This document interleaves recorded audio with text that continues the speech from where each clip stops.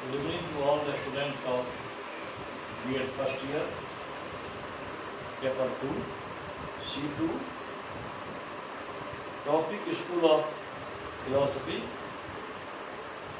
Mark C. Unit 3, Lecture 24. Question दर्शन संप्रदाय के अंतर्गत मार्क्सवाद का विवेचन करें। दर्शन संप्रदाय के अंतर्गत मार्क्सवाद के उदय के कारण, पहला कारण है आधुनिक युगीन शासन तंत्र के अधिनायकवाद, धर्म तंत्र के चर्चवाद, समाज तंत्र के वर्गवाद और अर्थतंत्र के पूंजीवाद के विरुद्ध यह एक क्रांतिकारी विचारधारा है। दूसरा पॉइंट है प्रथम विचारक स्विस निवासी, स्विट्जरलैंड निवासी, रूसों के बाद जर्मनी विचारक कार्ल मार्क्स 1818 से 1883 का अभ्युदय हुआ। समस्त यूरोप में उस समय औद्योगिकरण के कारण, अधिनायक तंत्र के कारण, धर्म तंत्र के कारण समाज में दो वर्ग हो गए थे, एक संपन्न वर्ग, दूसरा विपन्न वर्ग, एक अमीर वर्ग, दूसरा गरीब वर्ग, एक जिनके पास पर्याप्त ही नहीं आवश्यकता से अधिक धन केंद्रित थी और दूसरा जिनके पास नहीं था। कार्ल मार्क्स ने उनका नाम दिया haves and have nots. Haves जिनके पास काफी संपन्नता थी, हैव नॉट जिनके पास कुछ नहीं थी। लेकिन हैव नॉट्स की संख्या, गरीब मजदूरों की संख्या अधिक थी, जिसे मार्क्स ने प्रोलेटारिएट की संज्ञा। प्रोलेटारिएट का अर्थ होता है, प्रोलेटारिएट क्लास का अर्थ होता है सर्वहारा वर्ग। तीसरा, जर्मनी के शासक द्वारा हटाए जाने के पूर्व ही कार्ल मार्क्स फ्रांस में पलायन कर गए। यहाँ पर उनकी मुलाकात फ्रेडरिक एंजल्स से हुई। क्योंकि दोनों के विचारों में साम्यता थी, एकरूपता थी, अतः दोनों एक दूसरे के मित्र बने। फ्रांस की दशा भी वहां पर जो थी वह भी अत्यंत शोचनीय थी। वहां पर भी शासन तंत्र, चर्चवाद का बोलबाला था। बहुसंख्यक मजदूरों पर मुट्ठी भर के लोग शासन करते थे, उनका शोषण करते थे। तो इसके विरुद्ध जब इन लोगों ने आवाज उठाना शुरू किया तो इन दोनों को फ्रांस की तत्कालीन सरकार ने 1845 अपने देश से निकाल दिया। पुनः एक भाग करके ब्रुसेल्स में आकर के अपना शरण लिए। दास कैपिटल मार्क्स की अंतिम अमर रचना है, जिसका प्रथम खंड ही इनके जीवन काल में प्रकाशित हो सका। बाकी दो खंड इनके मरने के बाद इनके मित्र एंजल्स ने प्रकाशित किया। इनका अंतिम वाक्य था, दुनिया के मजदूरों एक हो। वैज्ञानिक समाजवाद की संकल्पना कार्ल मार्क्स ने दिया।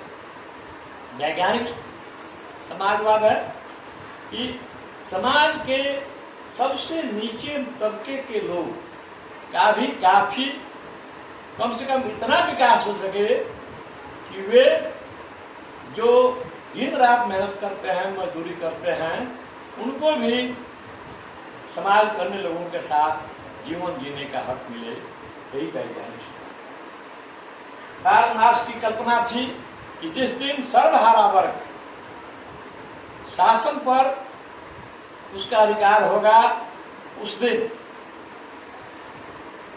समाज से शोषक और शोषित की भावना हट जाएगी। जो मेहनत करने वाले हैं, मेहनत कश मजदूर हैं, उन्हीं की सत्ता होगी, यह उनकी कल्पना थी।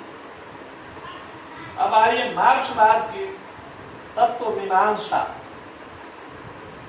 कार्ल मार्क्स डार्विन के विकासवादी सिद्धांत से सहमत थे। इनका विचार है कि यह संसार पदार्थ जन्य है और ऊर्ध्वगामी, ऊपर की ओर इसका रुख है। पदार्थ एक अवस्था पक्ष वाद होता है, उसी के साथ विरोधी शक्तियां भी प्रबल होने लगती हैं, जिसको कार्ल मार्क्स ने प्रतिपक्ष या प्रतिवाद का नाम दिया। दोनों में संघर्ष होता है, पक्ष और विपक्ष दोनों में संघर्ष होता है, जिसके फलस्वरूप एक समपक्ष का उदय होता है। थेसिस और एंटीथेसिस में जब स्ट्रगल होता है तो एक सिंथेसिस का उदय होता है, अर्थात नए पदार्थ का निर्माण होता है। इन्होंने उदाहरण दिया मुर्गी के अंडा का। इसको हम इस चित्र के द्वारा आराम से समझ सकते हैं। इस चित्र में आप देखेंगे बाएं ओर एक बना है अंडाकार और दाहिने ओर भी एक अंडाकार। बाएं ओर में है पक्ष या वाद। पक्ष में क्या है? मुर्गी का अंडा। और उधर जो है दाहिने साइड में प्रतिपक्ष या प्रतिवाद। इसमें क्या है? मुर्गा मुर्गी का निर्माण। इन दोनों में पक्ष और प्रतिपक्ष में संघर्ष होता है, जिसके फलस्वरूप एक नया वाद उत्पन्न होता है, जिसे समपक्ष कहते हैं, सिंथेसिस कहते हैं। वह सिंथेसिस यही तो होता है संघर्ष के नीचे। फिर जो है मुर्गा मुर्गी का निर्माण जब होता है तो मुर्गा मुर्गी से पुनः अंडा कोई जन्म देते हैं, तो पुनः जो है नया पक्ष, नया वाद और नया अंडा बनता है। अब पुनः इधर उस नए अंडे से मुर्गा मुर्गी का निर्माण। अब पुनः इन दोनों में संघर्ष होता है, तो तीसरा पक्ष यानी नए अंडे का निर्माण। इस तरह से यह प्रक्रिया निरंतर चलती रहती है और संसार का विकास होता रहता है। इसको कहते हैं कार्ल मार्क्स का द्वंद्वात्मक भौतिकवाद, डायलेक्चुअल मैटेरियलिज्म, डायलेक्टिक मैटेरियलिज्म या भौतिकवादी द्वंद्वात्मक। कार्ल मार्क्स का कहना है कि कोई ईश्वर नहीं होता है, कहीं पर स्वर्ग नरक इत्यादि कुछ भी नहीं है, क्योंकि इनको विज्ञान की कसौटी पर सत्य सिद्ध नहीं किया सकता है। नेक्स्ट पॉइंट है, आत्मा को भी एक पदार्थ जन्य चेतन तत्व मानते हैं, जिसका विकास तरह से नहीं होता है। जिस प्रकार अंडा का जब जन्म होता है उस समय अंडा में चेतन तत्व नहीं होता है, और धीरे धीरे उसमें चेतन तत्व आता है, उसका विकास होता है और वह मुर्गा मुर्गी में परिणत होता है। इनके अनुसार मानव उच्चतम प्राणी है और एक मशीन के रूप में है। जिस प्रकार एक मशीन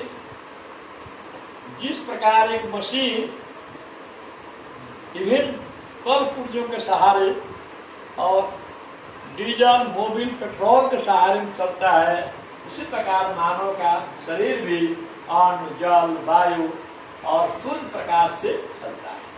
ज्ञान मीमांसा, इनके अनुसार ज्ञान अंतिम सत्य नहीं है, क्योंकि अपने समय के भौतिक और सामाजिक परिस्थितियों तथा विपरीत परिस्थितियों के संघर्ष का परिणाम होता है।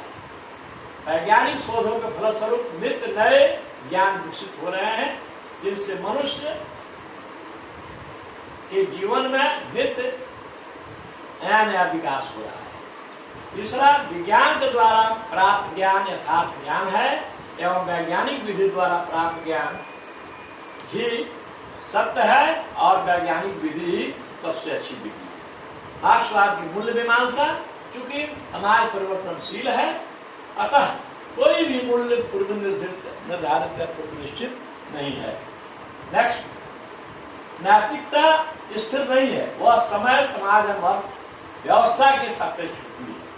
मार्क्स मानव मात्र को सुखी रखना चाहते थे, जिसके लिए पहली आवश्यकता है उसकी भौतिक आवश्यकताओं की पूर्ति। अब भौतिक आवश्यकताओं की पूर्ति कब होगी?